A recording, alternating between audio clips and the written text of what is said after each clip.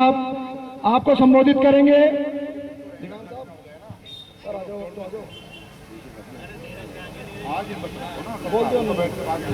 साहब बोलोगे आ जाओ ना।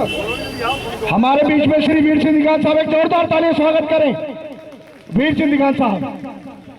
साथियों, यदि हम आप लोगों का नेतृत्व कर रहे हैं, इसका मतलब ये नहीं कि मैं चुनाव लड़ना है, और इसका मतलब ये भी नहीं है कि हमें आयोग का चेयरमैन बनना है। ये जरूरी नहीं है। जरूरी यह है कि जिस आंदोलन में आप लोग शरीक हैं, उस आंदोलन में जो आपकी मांगे हैं सिर्फ वो पूरी होनी चाहिए। हमें किसी राजनीतिक पार्टी से कोई मतलब नहीं है। ये सच बात है। ज्यादा चिल्लाने का मतलब है ऊर्जा,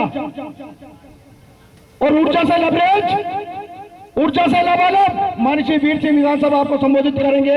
एक बार जोरदार ताली स्वागत करें साथियों। ऐसे नहीं, ऐसे नहीं, हाथ खड़े करके।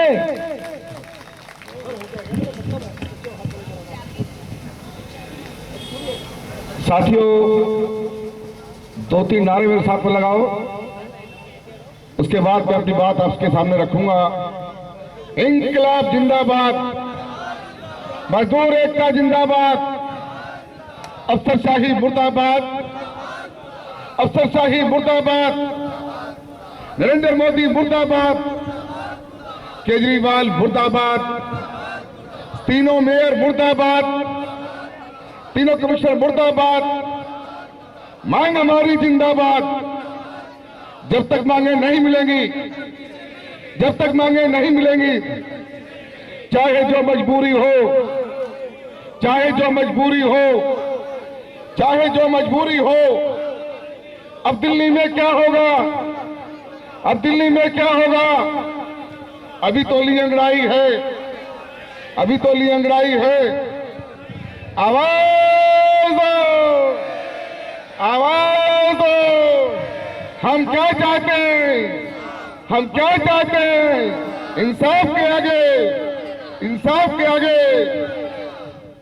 आज के इस कार्यक्रम में हमारे बीच में ठेकेदारी हटाओ राष्ट्रीय संयुक्त मोर्चा के अध्यक्ष भाई डीसी कपिल साहब, बहुत ही कर्मठ साथी भाई नंदकिशोर जी ढिलोर साहब, हमारे बीच में भाई राजकुमार जी दिगान साहब, आदरणीय मुकेश वैद साहब, भाई विजयपाल जी, राकेश जी वैद साहब, राजेश घागर साहब, मंच पर मौनी चंदेल साहब, सुरेंद्र जी चंदेल जी, भाई अनीता जी बहन जी, जुल्फकार जी, हमारे राजू टाक साहब, उपस्थित हमारे मंच पे सुदेश खड़ालिया जी। देखिए, सुदेश खड़ालिया जी को अभी अभी आपकी लड़ाई लड़ते हुए उन्हें सस्पेंड किया गया, और सस्पेंड होने के बावजूद भी सबसे पहले यहाँ लेडीजों को लेकर के आई, और ये कह रहे कि मुझे कोई चिंता नहीं है, समाज के लिए अगर नौकरी चली जाएगी तो मैं कोई परवाह नहीं करती। आपने उसने कहा। तालीम के नाम से जोरदार ताली से एक बार। साथियों, भाई मुकेश जी ने जो बात कही, थोड़ी सी मैं उससे इत्तेफाक रखता हूं। वास्तव में हमारे दरोगा इंस्पेक्टर के पास मैं भी घूम कर आया हूं। उन्होंने ये कहा कि हम किसी से जबरन काम नहीं ले रहे हैं, ये इनकी मर्जी है, ये जाए या ना जाए। ये हकीकत में हमारे लोग अभी सोए हुए हैं, कुछ उनको जगाना जरूरी है। मैं बहुत तादाद में जो लोग आप यहाँ पर आए सवेरे, जो चले गए, उनका भी, जो आप यहाँ पर हैं उनका भी मैं हृदय से धन्यवाद करता हूं कि उन्होंने इस लड़ाई के महत्व को समझा, इस लड़ाई को समझा, अपने अधिकारों को समझते हुए यहाँ पर वो सुबह से यहाँ पर जमे हुए हैं और इस धरने का समर्थन कर रहे हैं और आगे अपना समर्थन दे रहे हैं। उसके लिए आप बधाई के पात्र हैं। दोस्तों, बहनों, मेरा कहना आपसे है कि जो लोग अभी तक नहीं जगे हैं, उनको जगाने का काम हमारा है। आप वहां पर जाइए, उनको समझाइए कहिए उनसे कि ये जो हालात आप कर रहे हो पैदा, इस हालात से जो हमारे आने वाली जनरेशन है, हमारे जो बच्चे होंगे, वो हमें माफ नहीं करेंगे कभी भी। क्योंकि आज ठेकेदारी प्रथा अगर लागू हो जाती है तो कल्पना करो, सोचो आप गहराई से कि क्या आपके बच्चों को सरकारी नौकरी मिल सकेगी? मैं समझता हूं कि नहीं मिलेगी। जब ठेकेदारी लागू ही हो जाएगी तो नौकरी तो आपकी चली गई। तो क्या अपने बच्चों का भविष्य आप अपने हाथों से खराब करोगे? ये उनको समझाने की जरूरत है। आज जिस तरह से भारतीय जनता पार्टी की केंद्र की सरकार, भारतीय जनता पार्टी का निगम प्रशासन जिस तरह से इस समाज को तबाह करने के लिए तुल गया है, आमादा हो गया, उसका जवाब एक ही हमारे पास में है कि हम मुक्का तान के अलग अलग उंगलियां हैं, लेकिन इनको मिलाते हैं तो मुक्का बन जाता है। मुक्का तान कर इनकी जातियों का जवाब देना पड़ेगा, तब हम जाकर के जीतेंगे। मेरा यहाँ की सरकार से, दिल्ली सरकार से भी कहना है, दिल्ली सरकार के मुखिया मोदी साहब ने झूठ बोला ही था कि 15-15 लाख रुपए देंगे आपके खातों में पूरे देश के लोगों के लिए। आपने भी कहा था कि मैं दिल्ली की सत्ता में आकर कॉन्ट्रैक्ट बेस के मजदूरों को पक्का करूंगा और ठेकेदारी प्रथा को खत्म करूंगा। लेकिन जीतेगा भाई वगैरह, एक कूदे 9, दूसरा कूदे 13। दोनों ने हमें धोखा दिया, हमारे साथ छल किया, कपट किया, और दोनों ने सत्ता संभालने के बाद इस समाज पर एक से बढ़कर एक कुठाराघात किया। मैं वैसी झूठी और जीती हुई यूनिवर्सिटी से कुछ कहना चाहता हूं। आपने भी नोट्स डाली, मैंने भी डाली। ये मोर्चा क्यों आया, कैसे आया, क्यों हमें आगे आना पड़ा? जब हमारे भाइयों को एक एक करके स्कूलों में भेज रहे थे, ढंग से शिक्षा विभाग में ट्रांसफर कर रहे थे, तो जीती हुई यूनियन का एक भी आदमी ने आकर के उसका विरोध नहीं किया, उसको नहीं रुकवाया। ये हमें दुख दर्द हुआ, हमें उसका बहुत बड़ा एहसास है।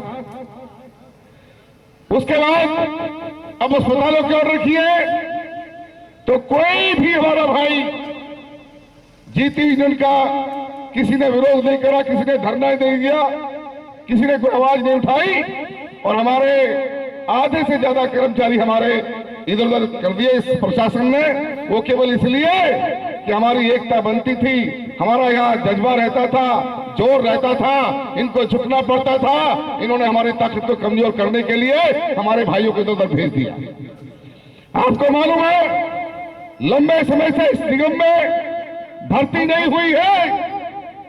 भारतीय जनता पार्टी के पिछले चुनाव के घोषणा पत्र में यह था कि हम कर्मचारियों की तादाद बढ़ाएंगे और निगम को सुदृढ़ करेंगे। मैं पूछना चाहता हूं, कितने कर्मचारी की तादाद आपने बढ़ाई है? कितने हजार आपने आदमी भर्ती किए हैं? मैं भेजता हूं, धिक्कार है आपको कि कर्मचारियों के साथ में आपने जो कुठाराघात किया, जो उनके पीठ में छुरा मारा, जो उनको धोखा दिया, जो उनका शोषण अत्याचार किया, उस शोषण अत्याचार के वजह से आज हमारा भाई बहन सड़कों पर आने को मजबूर है। केजरीवाल, तुमने भी कहा था, क्या किया आपने? अरे मुख्यमंत्री थे कांग्रेस का, पंजाब में चन्नी साहब ने ऐलान कर दिया कि वहां के तमाम सफाई कर्मचारियों को, तमाम कर्मचारियों को मैं नियमित करता हूं, पक्का करता हूं। अपने ऑर्डर से इससे कर दिए। जब पंजाब में कोई पक्का हो सकता कर्मचारी, तो दिल्ली में क्यों नहीं हो सकता? यह पूछना चाहता हूं मैं केजरीवाल से। जब वहां का मुख्यमंत्री कर सकता है तो यहाँ का क्यों नहीं कर सकता? यह जानने का अधिकार है। दोस्तों, आपको एक एक करके ये कमजोर करके आपको मारना चाहते हैं, बर्बाद करना चाहते हैं। आप संभलिए, भी खोल जाइए। समय है कि आपके बीच में ऐसे ऐसे धुरंधर यहाँ लड़ने के लिए मौजूद है, वरना एक समय अगर आपकी ये हालत रही तो समय ही आ जाएगा कि आपको मारेंगे ये और रोने भी नहीं देंगे आपको। ऐसा समय आ जाएगा, बताना चाहता हूं आपसे। इसलिए मेरी आपसे गुजारिश है, मैं ज्यादा लंबा नहीं बोलता, बहुत सारे साथी हमारे बोल गए, बोल सकता हूँ बहुत ज्यादा, लेकिन आप सुबह से यहाँ टिके हुए हैं, आपका बहुत बहुत धन्यवाद। मैं ये कहना चाहता हूँ, अनुरोध करता हूँ तमाम साथियों से कि यहाँ आज ही इसी वक्त से हम ये धरने पर यहाँ बैठे हैं, क्योंकि अभी तक हमारा कोई सेंटर ऐसा नहीं बना था जहां से हम अपना कार्यक्रम चलाए, जहां हमारे लोग इकट्ठा हों, जहां से यहाँ से अगला कार्यक्रम लेके जाए, ऐसा कोई कार्यक्रम नहीं बना था। आज से ये यहाँ पर धरना हम शुरू करते हैं। जो धरने से यहाँ से ऐलान होगा, सूचना जाएंगी, उस पर आपको अमल करना है और हम यहीं से एक आध दिन में आपको कार्यक्रम भेज देंगे कि अगला कार्यक्रम हमारा किस नेता का मुंह काला करने का है। क्योंकि जब तक इनके मुंह काले नहीं करेंगे, जब तक हम इनके घेराव नहीं करेंगे, जब तक इनकी टट्टी बंद नहीं करेंगे, जब तक ये बाज नहीं आने वाले। ऐसा हमने ये देख लिया, महसूस कर लिया। हैरत की बात है, हमारे लोगों को हम क्यों उठे जब सारी यूनिट चुप बैठी रही। जीतने वाली एक पे एक बढ़कर अत्याचार के ऑर्डर करते रहे, और एक ऑर्डर ये भी कर दिया बीच में कि हमारे जो कच्चे आदमी हैं वो हाजिरी ऐप पर उन पे कॉन्टैक्ट लिखना भेज दिया, कॉन्टैक्ट बेस लिखकर भेज दिया। कैसे बर्दाश्त करें? 25 साल से एक कर्मचारी आपको सेवाएं दे रहा है, अपनी जवानी पूरी दे दी इसने, और अपने बच्चों का जब भविष्य सुधारने का काम आया तो आप उसको ठेकेदारी में करने जा रहे हो। लानत है आपको, धिक्कार है आपको। हम इसे बर्दाश्त नहीं करेंगे दोस्तों। साथियों, इसके साथ साथ जिन लोगों को 2003-04 से पक्का माना था, कितना बड़ा जुल्म अत्याचार है कि उस समय निगम ने कहा था कि पैसे की हालत सुधर जान दो, हम आपको पैसा दे देंगे, हेरियर देंगे। हम 2003-04 से पक्का मांग कर आपको हम ये ऑर्डर हम दे रहे हैं। ऑर्डर में साफ लिखा हुआ है कि आपको 2003 से 4 से पक्का माना गया। उसके बाद आज ये कहना कि हम 2003 से आपको पक्का मानेंगे, ये कहाँ की अकलबंदी है, कहाँ का इंसाफ है, कहाँ का न्याय है, ये मैं आपसे जानना चाहता हूँ। और ये न्याय नहीं है तो इस अत्याचार को इस बर्दाश्त नहीं करेंगे, नहीं करेंगे, नहीं करेंगे दोस्तों। अपना एरिया लेकर रहेंगे। इसी के साथ बहुत सारी समस्याएं, वर्दी का पता नहीं है कहाँ खा गए।